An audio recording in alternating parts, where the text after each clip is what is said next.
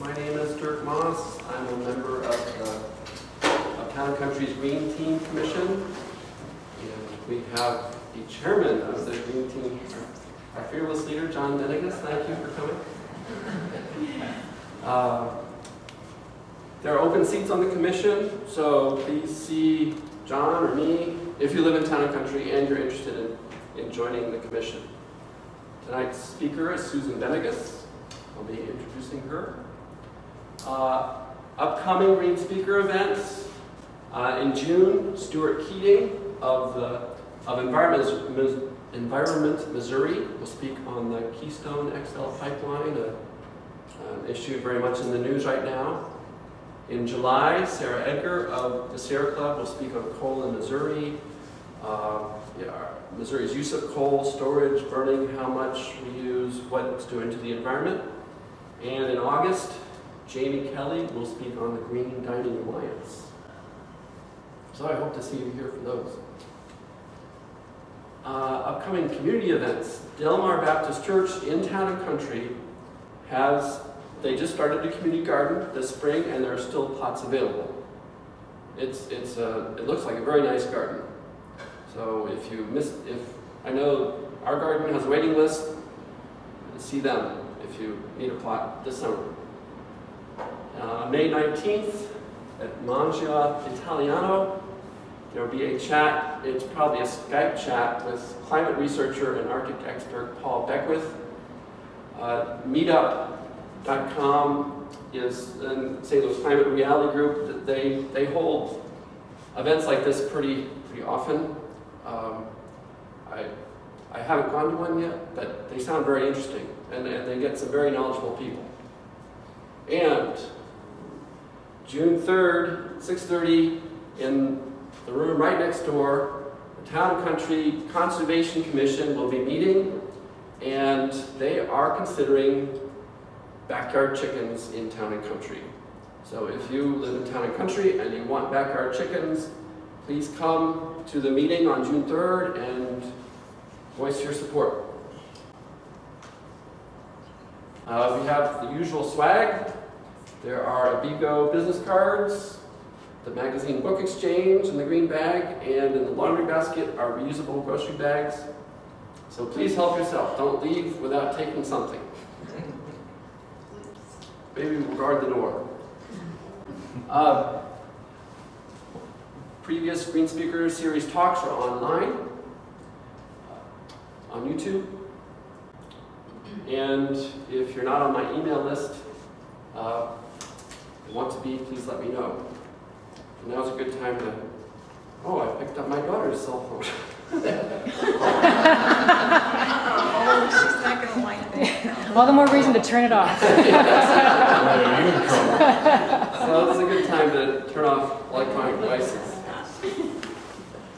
You heard me say John Benigas is chairman of the Green Team Commission. His wife, Susan Benigas, is our speaker tonight. She has founded the Plantrician Project. Is that right? That's right. And how old is it now? 6 months. 6 months? No, it's relatively new. So you're getting in on the ground floor. So please help me welcome Susan Benigas.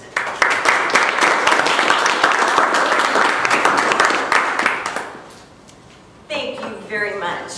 I really appreciate the opportunity to be here tonight, because I think we're going to talk about something that maybe you've not really thought about before, but I have found it to be very fascinating. I'll talk a little bit about the journey, how I got to this point, but tonight we are talking about healthy people in a healthy world, and it really is plant-based nutrition for optimal health and global sustainability.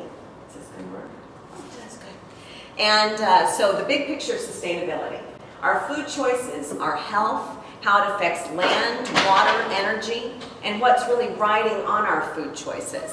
The sustainability issues that we'll touch on tonight are world hunger, water quality, air quality, erosion and deforestation, and really the alarming rise in our chronic disease trends in this country and in other parts of the world, and really the skyrocketing healthcare costs that go along. Oh, I need to I'll sync up here.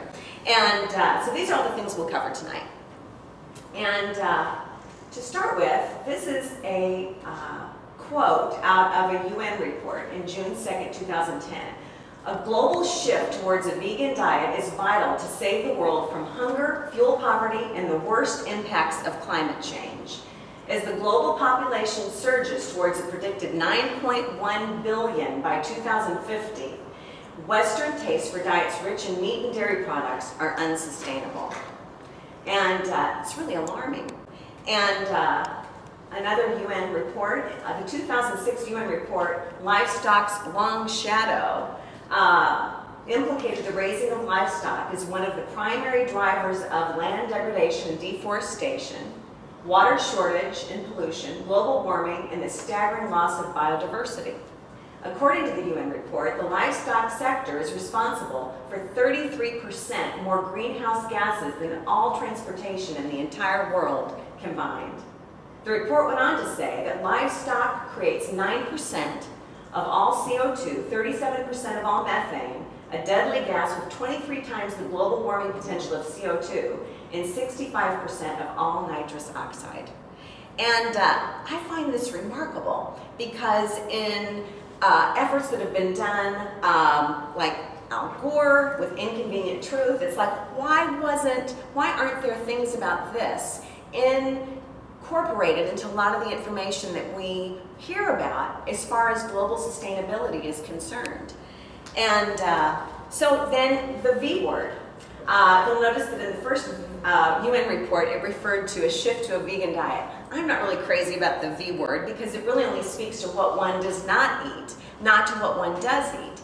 And so as we'll talk about tonight, it's really a shift to a plant-based whole foods diet, predominantly, that is the key to sustainability as far as our personal health and global sustainability is concerned.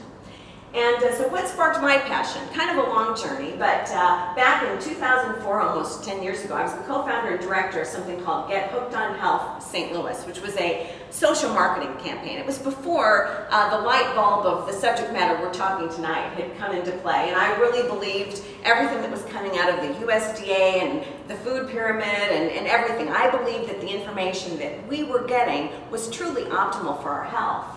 I was the co-founder and president of something called Amp It Up for Life, which was a worksite health promotion company. And it was during this time that we were going into work sites and doing biometric screenings and health risk assessments. And almost always, when someone was found to have a chronic risk factor of some kind, they were sent to their primary care physician, and it was always get a script from your physician, and it was always about beating the drum of medication persistency. And I really stepped back and thought, is this really God's perfect design that we would all become ridden with chronic disease and have to stay on medication our entire lives? And it was right about this time that I was asked to attend a seminar by a local oncologist. And she held up a book called The China Study by T. Colin Campbell, which the New York Times said was the most in-depth study of the relationship between nutrition and human health ever done in the history of mankind. And she said, this book has changed my life and the lives of many of my patients. And she talked about what ill health she had been in and how the findings of this book, and it was really Dr. Campbell's, the summation of his work over 40, 50 years that was chronicled in this book, which has now sold well over 1 million copies. So I ended up then starting my journey. When I read The China Study, I said it was the most paradigm-shifting read of my entire adult life, and it really is what has started me on this trajectory. But at that particular time, it was really just the light bulb coming on about what we eat in relationship to our health and about trying to identify and eradicate the cause of disease rather than always just diagnosing and treating disease. And so I ended up earning a certificate in plant-based nutrition through eCornell and the T. Colin Campbell Foundation, and now consider Dr. Campbell a close colleague. I'm now involved in producing something that the website just launched this week for the inaugural North American Plant-Based Nutrition Healthcare Conference that'll be in Naples, Florida at the end of October, with the goal of educating physicians and healthcare practitioners.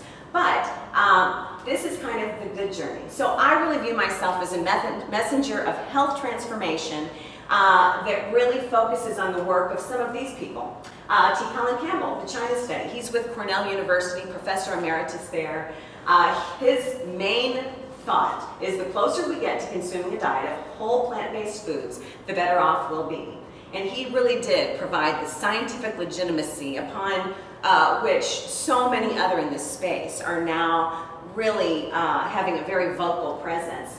And in Dr. Campbell's work over a long period of time, and he was raised on a dairy farm and entered his professional career believing that the more animal protein, the more dairy that humans consume, the better off it would be for their health. But his scientific findings completely flew in the face of that.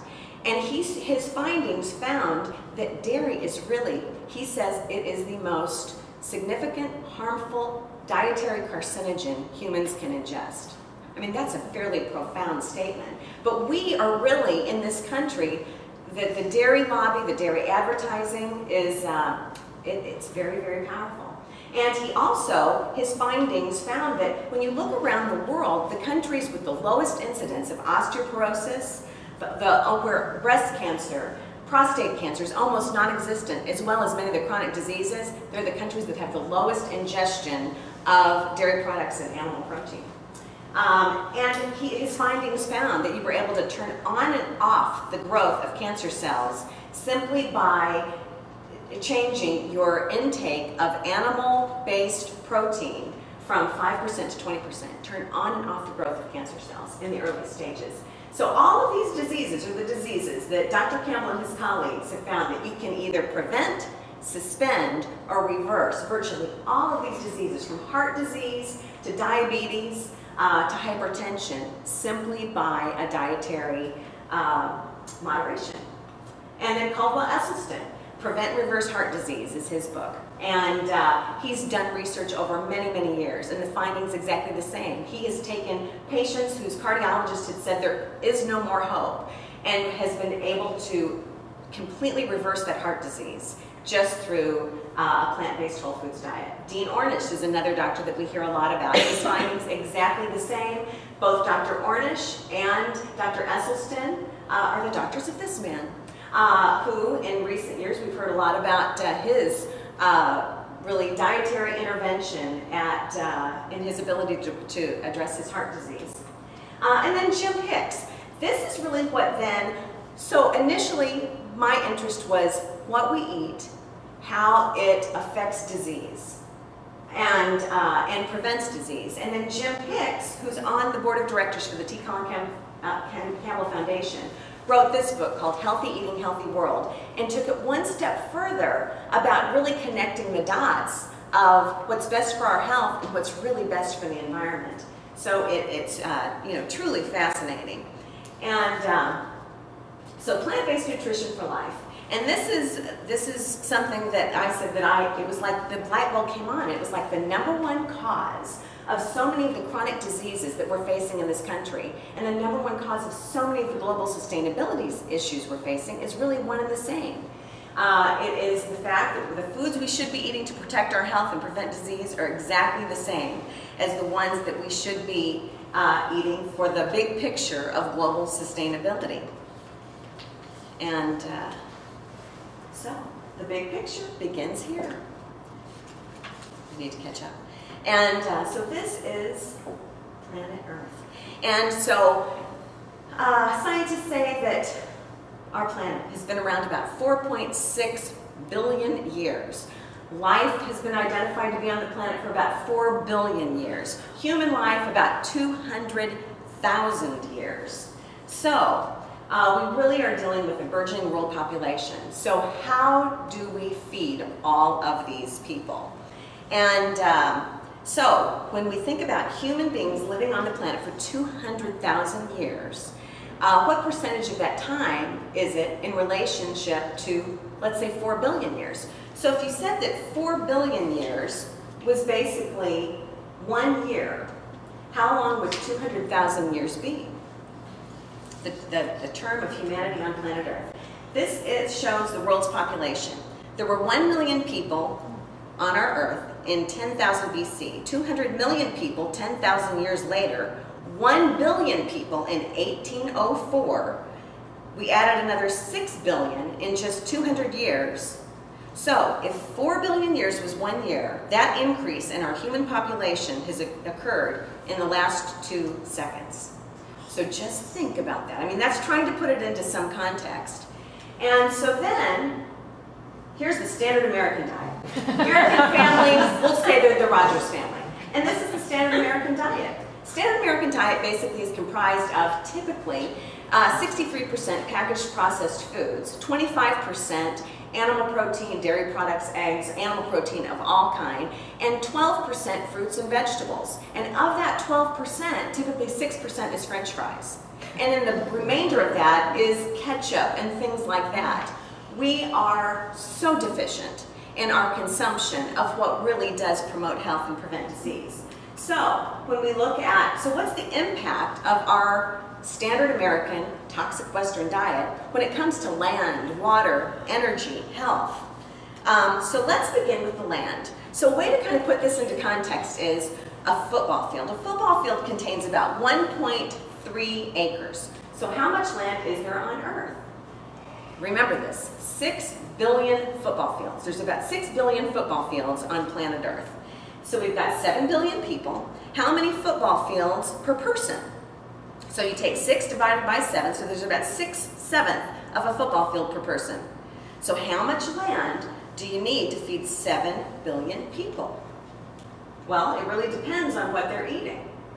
The standard American diet, you need 2 football fields for each person.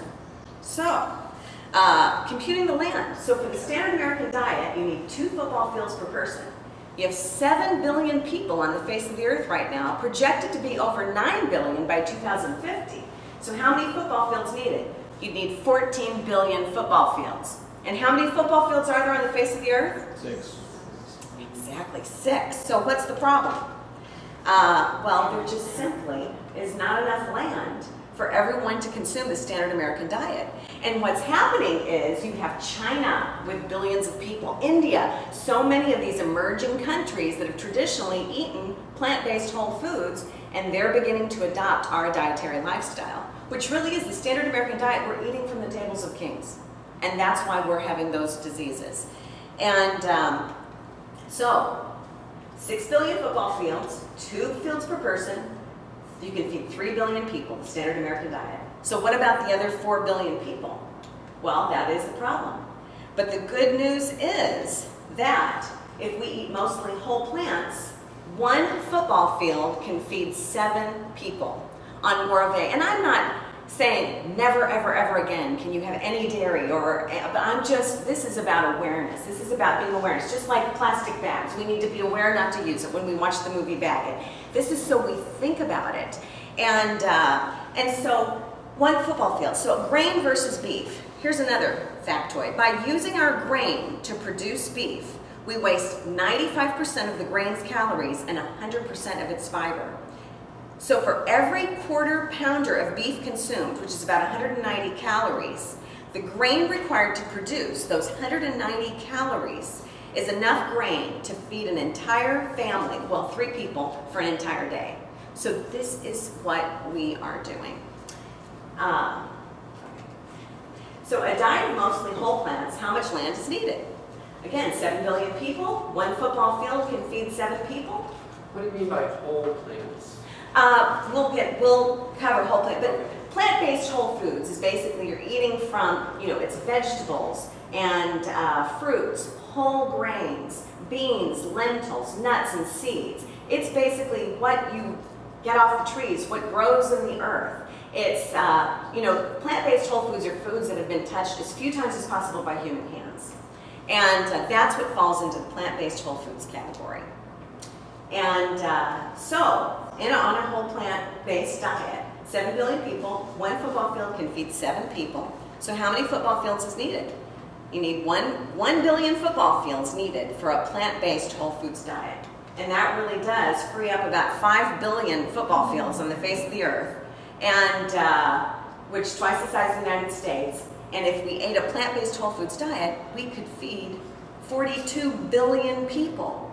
So again, it's just something in our awareness that we really need to think about. So other global sustainability issues directly tied to the standard American diet. So here again, our family that is eating the toxic Western diet. So land, water, pollution, fossil fuels, biodiversity, how is everything affected? So we really are, the impact on our land is we are losing about a South Carolina size portion of land every single year. And it's exacerbated by the fact that the world's population is emerging and beginning to eat more of a standard American diet. So the United States is losing soil 10 times faster. China and India are losing soils 30 to 40 times faster than the natural replenishment rate. And so even in China, they don't have enough land to grow all the feed for their insatiable growing desire for animal protein, because their consumption for pork alone has increased about 600% in the last 34 years. And so they really are soybeans and other feed are being grown where Amazon forest used to exist, being shipped to China to be able to feed the livestock. And so there's so many statistics about the land and the impact, and so much of this is the deforestation and the erosion that's being caused because of the amount of land that's needed to grow the feed for the livestock to really meet the appetites of the standard Western diet. And then water, our most precious resource. Our underground aquifers are being pumped beyond their capacity. The rivers and streams are drying up and the farms are eroding. So when we look at how can we save the most water? Bathroom and kitchen, car washing, watering lawns, swimming pools, or eating more whole plants? Well, the answer is by about 15 to 1, it's eating more plants. And so when we look at water, bathrooms, lawns, car washing, agriculture is consuming about 75% of our water usage. And then domestic, you see the green slice there. So it really is. It's the biggest, and we'll talk more about how that really comes into play. So if you really want to conserve water, you need to eat more of this and less of this. And because if you shift from a standard American to a plant-based diet, it frees up enough water for households to meet their annual water consumption for 3-4 member families. So that's pretty profound. So when you look at potatoes, it takes about 60 gallons of water to raise 1 pound of potatoes. And it requires 200 times more water to produce the same amount of beef. And so it's really pretty amazing. So 1 pound of beef takes 12,000 gallons of water. And the water required to produce just 10 pounds of steak equals the water consumption of the average household for a full year. And agricultural runoff is the single largest source of water pollution in the nation's rivers and streams, according to the EPA. Okay, so now this lovely picture. This is the waste from really, and this gets into our factory farming and the amount of waste. And there's so much information out there about this. And, you know, it's really tragic. So you look at this amount of waste. So this is actually a dairy farm. So how much waste is generated through our farming operations in the United States on an annual basis? 87,000 pounds per second, 1.37 billion tons a year, 130 times the amount of excrement produced by the humans in the USA. So how does this get disposed of? So if your share of this, so each of us in the United States, our share of it was to show up on our driveway, it would be 9,000 pounds per year, 25 pounds per day. That's how many trucks it would take for our portion of that to show up on our driveway. If we have a family of 4, that many trucks. And so what's happening to this? There are no sewage plants for animal sewage, so much of this, it's seeping into our water systems, into our aquifers. And there's just really I've read some alarming articles about what is happening, and it's related to the factory farming and the amount of animals that we're consuming. So energy, finite supply of fossil fuels. And the thing to think about, it takes about 10 times more energy, 10 times more water, and 10 times more land to produce the same amount of animal-based calories as it does plant-based calories. And so fossil fuels are really a limited resource. And this shows the peak. Some speculate that we're probably right at the peak or past the peak of our oil production in the world. And there's a book, it's called Your World's About to Get a Whole Lot Smaller by economist Jeff Rubin. And it talks about that the oil prices that we're seeing today will be considered bargains in the years ahead because of the increase in cost. So when we think about trying to conserve this source of energy, when we look at our fossil fuels, really all of our, when you look at the other types of, whether it's wind, solar, geothermal, hydropower, biofuel, all of the renewables only comes to about 3%. Nuclear about 5%. So all of this is our fossil fuels. So if we wanted to reduce our consumption by 30%, what would be the best way to do it? I bet you can guess at this point. There's a theme here, isn't there? It would be to eat more plant-based whole foods and eat fewer animal-based products. And that's true. So with a planned shift to a plant-based whole foods diet in the entire world, we could feed at least 10 times as many people on the same amount of land, dramatically reduce the world's largest user and polluter of water, the agricultural industry, the livestock industry, and reduce the worldwide consumption of fossil fuels by 30%. So it's really pretty profound. And I will say, in our own household, we are probably 80% plant-based whole foods. And when we go out to eat, it's not that we never order chicken or fish, but it is really on a rare occasion. So we really practice what is being preached here, in that to really be conscientious about the choices that we're making and to have awareness about the impact of all of this. Because the 7 billion people living on the face of the earth, we are all interrelated at this point. And what we're doing is impacting others. What's happening in China is impacting us, and we need to be aware. So then, while this is not an animal rights talk at all, it does bear mentioning the atrocities of factory farming. And so when we really think about factory farming, the fact that on average, Americans are consuming about 1 million animals per hour, over 8 billion animals per year in the United States.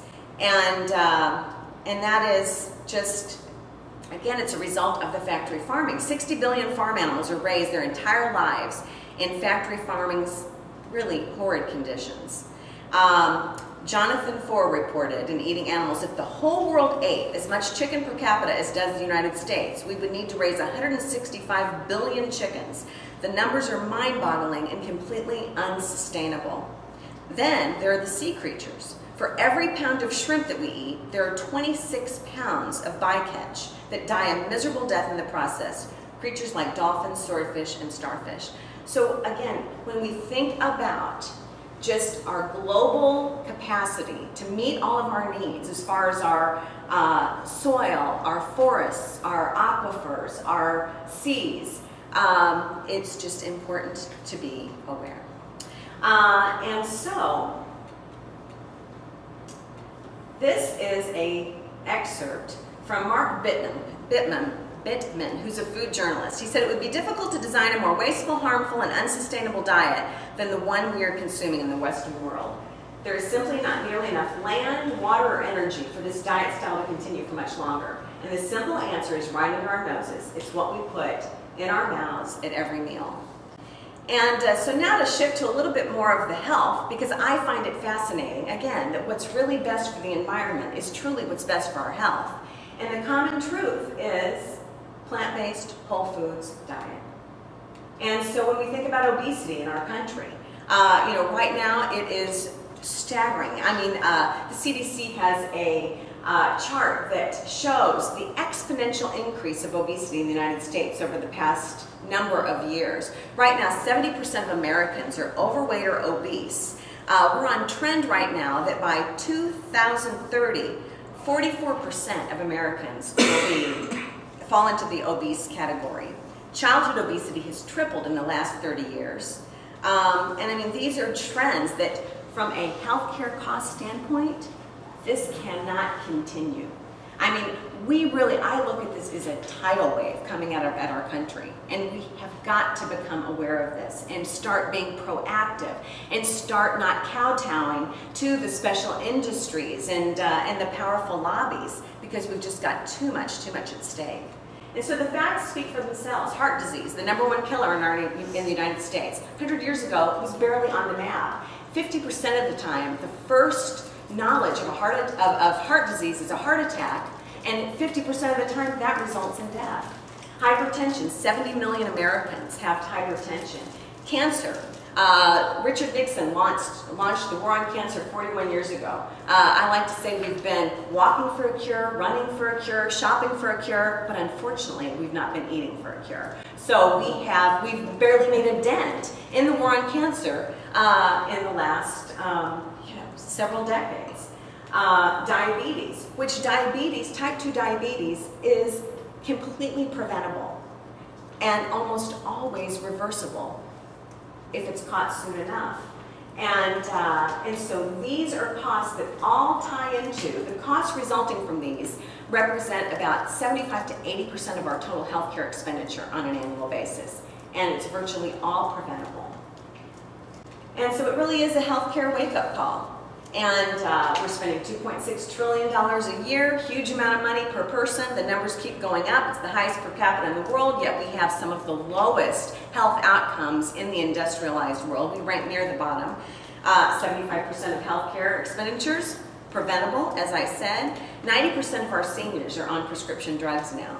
And again, you look at a lot of the third world countries that are on, they may have a lot of diseases of poverty. They do not have the diseases of affluence that we have, the chronic diseases. We have a lengthening of morbidity, which really is tying in dramatically to our rising healthcare costs.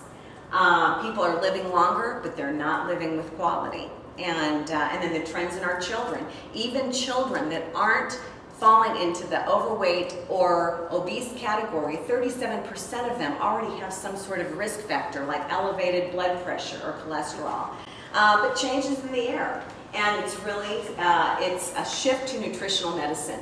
And so you find that more and more doctors, some of whom we mentioned earlier, are starting to understand. I'll give you a perfect example. Dr. Jim Loomis, who is head of prevention and wellness at St. Luke's, right here in our own backyard. About a little over a year ago, he saw the documentary called Forks Over Knives, which showcases Dr. Esselstyn, Dr. Campbell. We even had a preview of the film here a year ago, January. He saw that film, and it talked about how almost all of our chronic disease was directly tied to what we were eating. And he read Jim Hick's book, Healthy Eating, Healthy World, and he thought, I think I'm going to try this. He did. Within about 2 months, he lost over 50 pounds, and his cholesterol dropped 60-some points. And he said, I can't believe this. He said, I truly believe it is the only economical, sustainable answer to our nation's healthcare crisis. And so that's one example in our own backyard. So we are going to be seeing more and more of this, and that's why it's so important to reach the physicians. So nutritional medicine, early detection, prevention, not synonymous. We hear a lot about early detection. Get the screenings, Yeah, but that is completely separate from the steps we need to take on a day in and day out basis where prevention is concerned. And so prevention really is the cure. There we are, back to the standard American diet. The sad way of eating: animal protein, meat, fish, eggs, dairy, liquid animal protein, sugar, other fats and oils, salt. And so as we talked about before, about 25% of the calories we're consuming on average come from animal protein, meat, fish, and eggs, and dairy thrown into that mix. And I shared what Dr. Campbell says about dairy. I mean, it's amazing. When dairy is eliminated from people's diets, the changes are so often profound.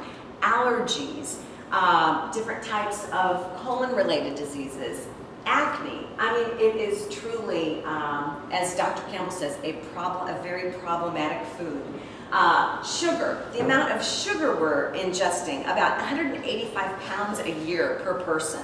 And of the 85,000+ commercially available food products on our shelves in the grocery stores, which Michael Pollan says most of them is edible food-like substances, really not even food, over 75% of them contain sugar or some other added sweetener.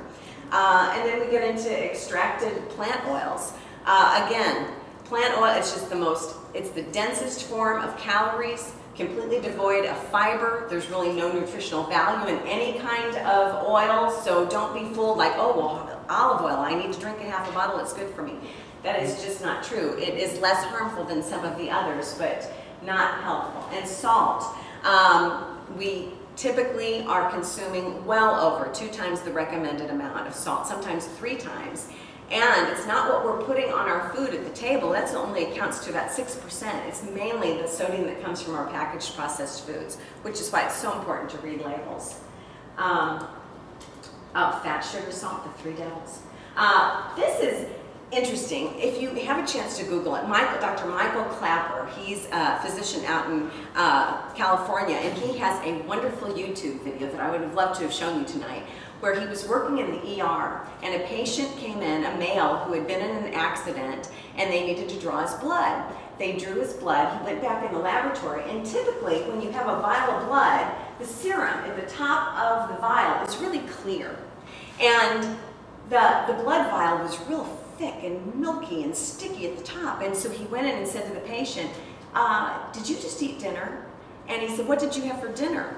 And the man said, oh, I had a 1/4 pounder of cheese, French fries, and a milkshake. And he said, that was the milk fat and everything that was in this person's blood. And he said, the problem in the United States, so often now we're having bacon and eggs for breakfast, a hamburger for lunch, steak for dinner, or some other combination. So all of these foods that have high levels of cholesterol, because beef and chicken have the exact same amount of dietary cholesterol. Fish has even a greater level, typically, of dietary cholesterol. And so all of these things stay in our bloodstream for at least 4 hours. So if you have pizza and some ice cream for dinner and you feel kind of greasy on the inside, it's because you really are. And so what happens when we've eaten this way for 30, 40 years, we basically have this fat pumping through our blood all the time, and we wonder why we have marathon runners dropping dead on the marathon. People go, oh, well, they're in great shape. Maybe, but their arteries are being clogged as a result of what they're eating. And so then, this would be the constipation slide. Because personally speaking, this was something I suffered from chronically for years, because I was very much into kind of following an Atkins model. High protein and very, very, very low carb. And, but it occurred, there is no fiber in animal protein or dairy. Fiber is a natural substance that is in all of our plant-based whole foods. So when you shift to a diet that has a healthful level of dietary protein, constipation will no longer be an issue. So this is Dr. Dennis Burkitt. He was a doctor on the mission field for many, many, many years, and he found that working on the mission field in many of the third world countries, they had virtually no chronic disease. And so through years of research, he is known as the doctor that really has the highest level of specialization in this area. And he says, America is a constipated nation. If you pass small stools, you have to have large hospitals. Western diets are so low in bulk and so dense in calories that our intestines just don't pass enough volume to remain healthy. And so typically 5 to 15 grams is the typical American fiber consumption. But with a plant-based diet, you'll typically consume 70, even 100 grams of dietary fiber. And so about $1 billion is spent on laxatives each year. So the laxative industry does not want you to hear this message. And so what should you be eating? Dirt, back to your vegetables, fruits, whole grains, beans, lentils, raw nuts and seeds. Oh, raw nuts and seeds. So just a cornucopia of things that are more plant-based whole foods. And so, is there anything that I want to say about that? Well, read the labels. And then the big question, where do you get your protein? That's typically, well, if I'm eliminating or greatly reducing the consumption of dairy and animal protein, the two questions are, well, where do I get my protein and where do I get my calcium? The reality is calcium is a mineral from the earth. The greatest source of that is in the things that grow from the earth. So high calcium levels in our green leafy vegetables and other kinds of vegetables. Protein. Protein is something to think about. Gorillas, elephants that are herbivores, and they are not lacking in muscle mass.